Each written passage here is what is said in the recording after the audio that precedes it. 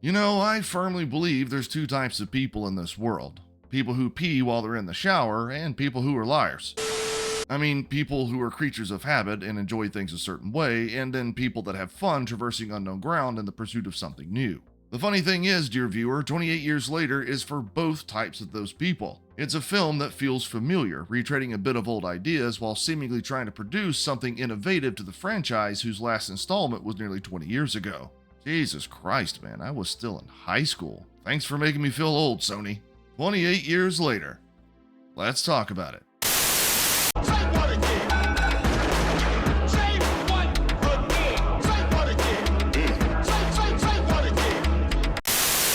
Now look, it appears this film has kicked up quite a bit of controversy. Surprising. I know, it's almost like this year in entertainment has been filled to the brim with controversy or something.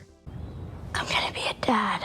I don't remember asking you a goddamn thing. With that being said, though, there is no right or wrong opinion in regards to how good or how bad 28 years later is. I'm actually going to encourage each and every one of you to voice your opinion down in the comments, whether you agree or disagree with me or someone else down there. Just attack the opinion, not the person. I'm not going to hold or delete any comments, and I'll make sure to respond to everyone in reasonable time. Also, let it be known that this review will be spoiler-free, but you might find spoilers in the comments since we'll all be discussing it. With that out of the way, let's get into this. Here I come. Oh, here I come. Oh.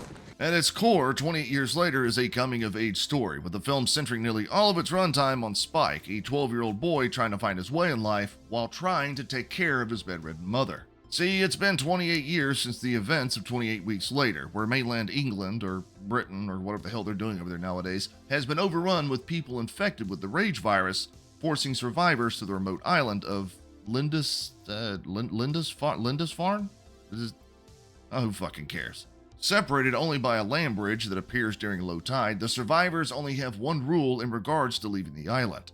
If you leave, you're on your own. Nobody's gonna come fucking looking for you. Both Spike and his father understand this and set out on Spike's first scavenging run, which quickly goes wrong.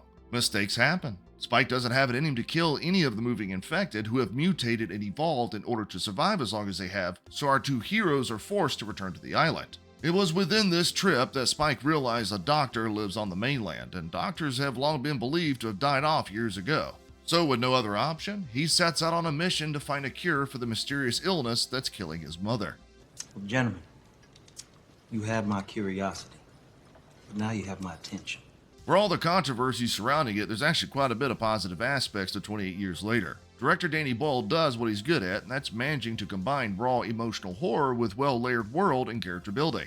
All of this is done in a similar style to the original film, 28 Days Later, where we're seeing the events of the film happen through a grainy, jarring lens that jumps between cuts and angles, signifying the panic that our characters are facing.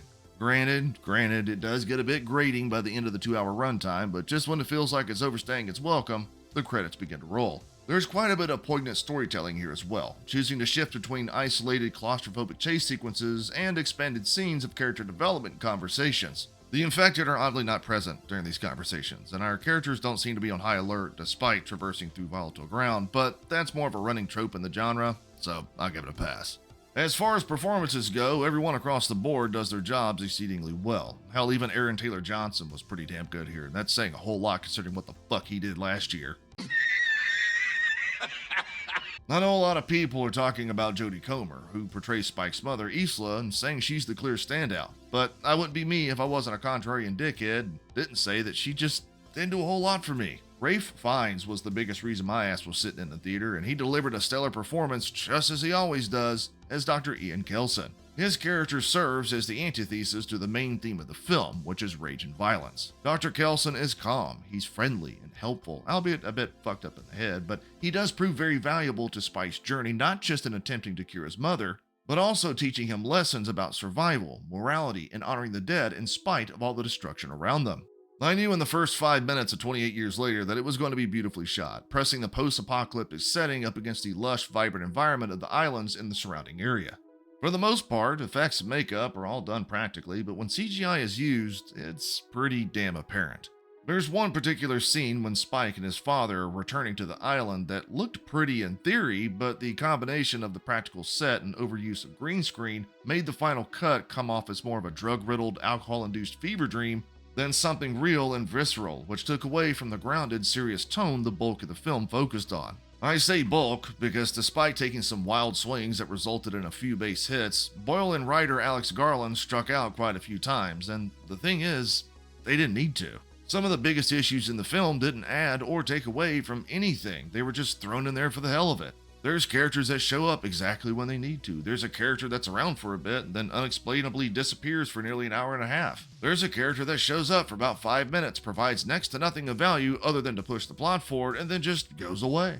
And for the life of me, I know this is a post-apocalyptic, infected zombie survival film, but some of the things these characters do just don't make any fucking sense. Like falling asleep when they're not supposed to, having an infected person immobilized right in front of them and letting them live. There's even a particular scene on a bus, and if you know, you know, where one of the characters does something so outlandish and stupid that people in my theater were audibly wondering what the fuck was even happening. And the ending? What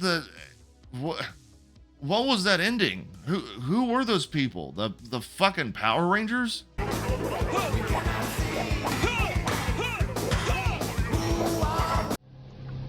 Are you retarded?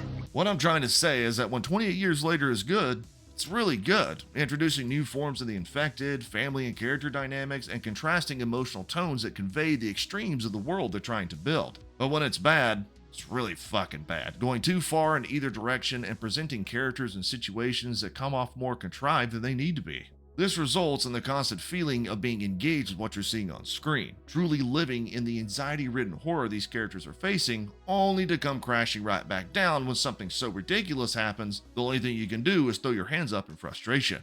And that's kinda saying something. Boyle manages to create a very believable, very realistic, infectious, terrifying Fallout scenario, while simultaneously having characters within it make some of the most stupid, unbelievable choices. Fuck. But the question is, do I recommend 28 Years Later? We happy? You were saying something about best intentions? The thing is, I didn't love or hate this film, but I was looking for every reason to love it. As a matter of fact, I walked in thinking it was going to unseat Warfare as my #1 film of the year, and it just didn't. Hell, it's not even going to crack my top 3. And that's not saying 28 Years Later is bad or anything. It's not, and I think if you're a big fan of the franchise as a whole, you're going to find a lot of value here. But it's a film that has too much ambition, too much that it wants to get done, and too many contrivances that weigh down the otherwise brilliant characters, beautiful, sprawling setting, and the story of a boy becoming a man way too quickly. And well, if you agree or disagree with me, put your thoughts in the comments down below. And if you like what you heard, consider subscribing to the channel. Anyway, I appreciate y'all for checking out my review. I'll talk to y'all later.